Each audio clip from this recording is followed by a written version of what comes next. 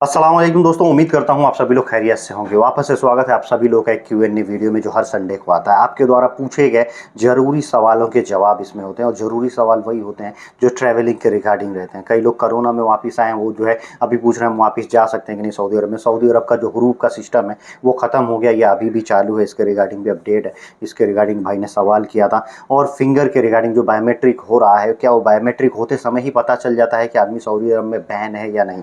और इससे रिलेटेड कई सारे जो है ज़रूरी सवाल पूछे गए जिसका जवाब इस वीडियो पे देने वाला हूँ। वीडियो हो सकता है थोड़ी लंबी हो, वीडियो को शुरू से आखिर तक देखिएगा ताकि दिमाग में अगर आपके कुछ भी इस तरह के सवाल हैं तो हो सकता है कि आपका कन्फ्यूजन भी ये वीडियो देखने की वजह से जो है दूर हो जाए। तो चलिए वीडियो की शुरुआत करता हूँ। सबसे पहले जो एक सवाल लेना चाहूँगा भाई का, एक यूज़र का, वो कह रहे हैं अस्सलाम भाई मैं सऊदी अरब से कोरोना में आया था लेकिन वापस नहीं जा पाया, क्या अभी जा सकता हूँ क्या? तो जो लोग भी सऊदी अरब में कोरोना से आए थे, कोरोना के टाइम में आए थे, छुट्टी पे आए थे, तो आप छुट्टी ही आए होंगे या फाइनल एग्जिट आए होंगे। छुट्टी आए हैं तो आपको मालूम होना चाहिए कि 16 जनवरी से एक नया कानून आ गया, 16 जनवरी 2024 से, जिसमें बताया गया कि जो लोग भी सऊदी अरब से जो है वापस जाएंगे अपने देश, वो जो है अब छुट्टी एक्सपायर होने के बाद सऊदी अरब आ सकते हैं। इस हिसाब से जो है अगर आप छुट्टी भी आए होंगे तो भी आप सऊदी अरब आसानी से जा सकते हैं, कोई मुश्किल नहीं होगा। एक भाई मोहम्मद असलम ये सवाल कर रहे हैं कि भाईजान आप बताएं कि सऊदी अरबिया में हुरूफ अभी भी लग रहा है, ये ख़त्म हो गया है?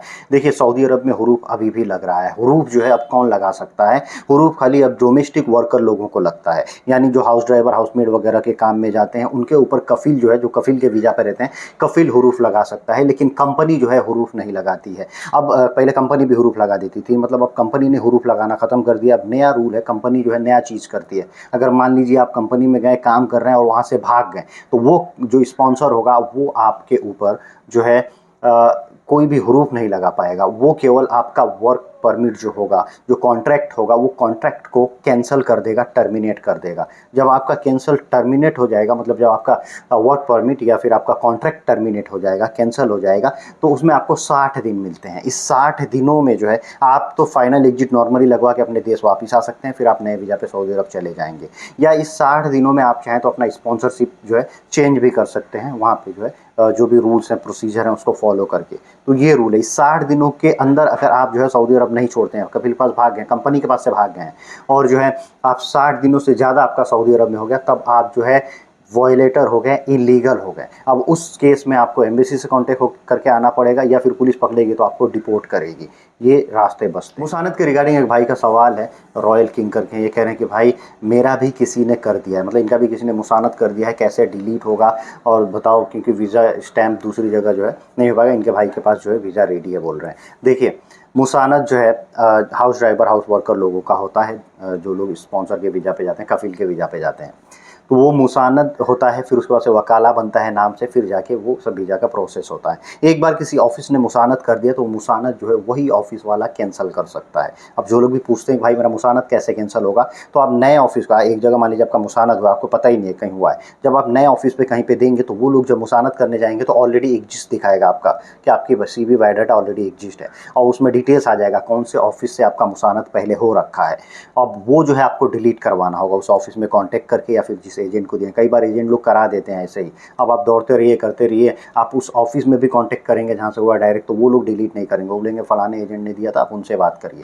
तो ये जो है मामला को कॉम्प्लिकेटेड किया जाता है। लेकिन अगर ऑफिस वाले अच्छे हैं, आप उनसे कॉन्टेक्ट करेंगे तो हो सकता है वो डिलीट कर दें, और जब तक वो ऑफिस वाला डिलीट नहीं करेगा तब तक आप दूसरे ऑफिस में वीज़ा नहीं मंगा सकते। एक भाई है मोहम्मद साजिद, उनका सवाल है कि भाई यहाँ जो BFS में फिंगर हो रहा है तो क्या इससे क्लियर हो जाएगा कि हमारे ऊपर जो है बैंड है या नहीं है? एजेंट बोल रहा है कि फिंगर होगा तो क्लियर हो जाता है।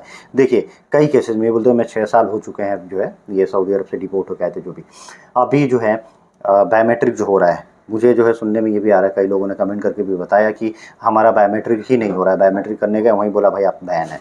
तो ये भी अच्छी बात है अगर ये पहले हो जा रहा है तो, और कई केसेस में हो जाता है बायोमेट्रिक। कई लोग बोलते हैं भाई नॉर्मल है बायोमेट्रिक, जो है वो खाली आपका फिंगर लेते हैं, हो जाता है। फिर जब आदमी सऊदी अरब एयरपोर्ट पहुंचता है वहाँ से डिपोर्ट हो जाता है। कई केसेस में वीज़ा ही नहीं लगता, अगर बायोमेट्रिक हो गया तो वीज़ा रिजेक्ट हो जाता है कि भैया ये बैन है। कई केसेस में वीज़ा भी लग जाता है, आदमी जाके सऊदी एयरपोर्ट से डिपोर्ट होता है। ये सब केसेज है। इन सब चीज़ों से पहले अगर आप चाहें तो आप अपना एयरपोर्ट प्रिंट, मतार पेपर जो है वो निकलवा सकते हैं, उससे आपका क्लियर हो जाएगा कि आप सऊदी अरब जा सकते हैं कि नहीं। उसके बाद से आप जो है वो सब प्रोसेस करवाइए, नहीं तो फिर आपका जो है पैसे पैसे का नुकसान हो सकता है। आप मुझसे कांटेक्ट करिए, फेसबुक इंस्टाग्राम पे मैसेज करिए, आपका जो भी पेपर वगैरह निकालना रहेगा, आपको रेट है क्या प्राइस है बता दिया जाएगा, कैसे निकलता है, फिर आपको निकलवा के भाई मोहम्मद जाहिद करके करेंगे। भाई मैं सऊदी अरब से इंडिया आया था छुट्टी पे, लेकिन बाद में कंपनी ने जो है मेरा हरूफ लगा दिया। अब दूसरे वीज़ा पे सऊदी जा सकता हूँ क्या? देखिए अगर हरूफ लगाए तो नहीं जा सकते हैं, लेकिन कई लोग जब छुट्टी आते हैं, जब छुट्टी आप अपने देश आ गए तो कफिल जो है हरूफ नहीं लगा सकता है, लेकिन सिस्टम के प्रॉब्लम की वजह से हरूफ दिखाता है। आप चेक किए होंगे मिनिस्ट्री की वेबसाइट पे, तो आपका हरूफ दिखा रहा होगा, एब्सेंट फ्रॉम वर्क दिखा रहा होगा।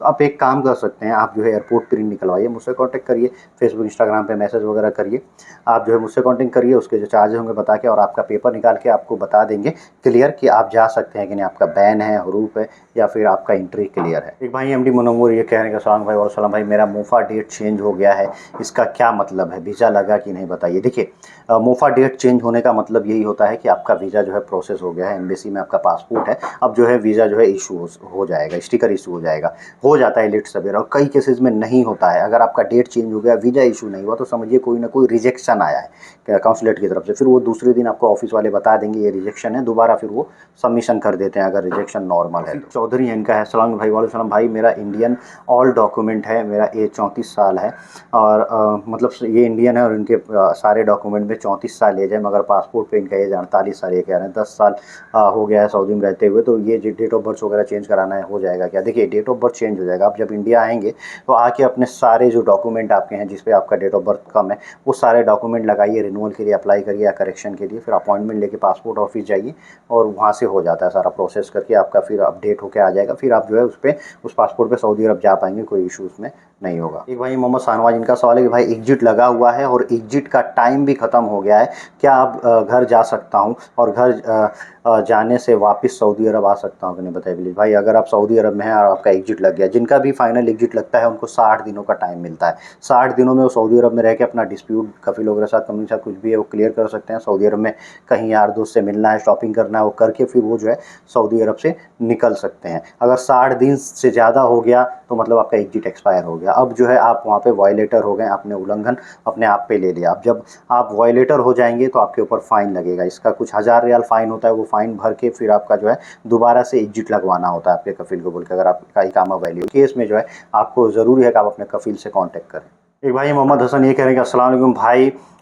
वह आदमी जो मल्हार मना दुखुल है और 5 साल बाद सऊदी अरब जा सकता है क्या, उसका बैन की जगह नहीं है, ज़रूर बताइए। भाई देखिए जिस आदमी के ऊपर भी अगर वो एयरपोर्ट पे निकाह है, उस पर दिखा रहा है कि उसका जो है मरहल लगा हुआ है, यानी वो डिपोटेड है, और मना दुखुल है, मरहल का मतलब होता है डिपोट हुए लोग, उनके ऊपर मरहल लगता है, उसको अरबी मरहल बोलते हैं। तो ये लोग जो है लाइफ टाइम सऊदी अरब में नहीं जा पाते हैं। अगर आपका 5 साल हो गया है तो आप एक बार और प्रिंट निकलवा के देख लीजिए उसमें क्या स्टेटस दिखा रहा है। मेरे हिसाब से, एक्सपीरियंस के हिसाब से, जिनके ऊपर मरहल लगा होता है वो लाइफ टाइम सऊदी अरब नहीं जा पाते हैं। भाई अन्नू अन्नी ये कह रहे हैं कि जिनके ऊपर हुरूब ना हो और इकामा भी नहीं बना हो शुरू से, और वो एम्बेसी से एग्जिट लगवा कर घर आया हो, तो दोबारा जा सकता है क्या? देखिए अगर आप एम्बेसी से आए हुए हैं अपने देश वापस, तो आप सऊदी अरब दोबारा 5 साल बाद जा सकते हैं।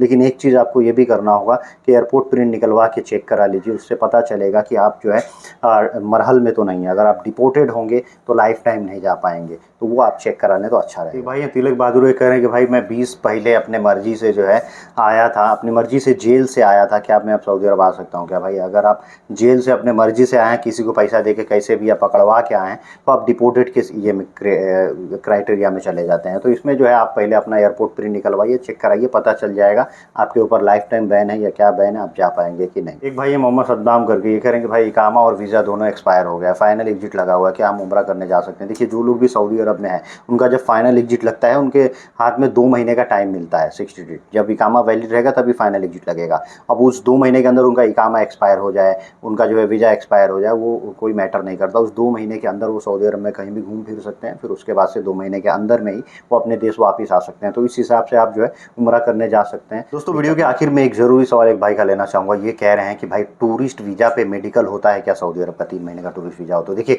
सऊदी अरब में अगर आप किसी भी तरह के टूरिस्ट वीज़ा पे जाते हैं तो मेडिकल नहीं होता है, BFS के थ्रू आपका प्रोसेस होता है। उम्रा वीज़ा निकलता है, उम्रा वीज़ा पे भी मेडिकल नहीं होता, तो घर बैठे हो जाता है, BFS भी जाना नहीं होता है। तो सऊदी अरब में अगर आपको जाना है तो आप बेस्ट है कि उम्रा वीज़ा लेने। और एक वीज़ा आता है शॉर्ट टर्म वर्क वीज़ा, जो शॉर्ट टर्म वर्क वीज़ा रहेगा वो वर्क विजिट वीज़ा बोलते हैं, उसमें जो है आपका मेडिकल होता है। अगर वीज़ा है तो आपका मेडिकल होगा। उम्मीद करता हूँ ये पूरा जो लोगों ने सवाल किया उनको जो है जवाब उनको समझ में आया होगा, और आपके भी अगर कोई और भी सवाल हैं तो आप कमेंट करके पूछ सकते हैं। आज की वीडियो करता हूँ यहीं समाप्त, मिलते हैं ऐसे कुछ अगली वीडियो में। Thank you guys, thank you for watching.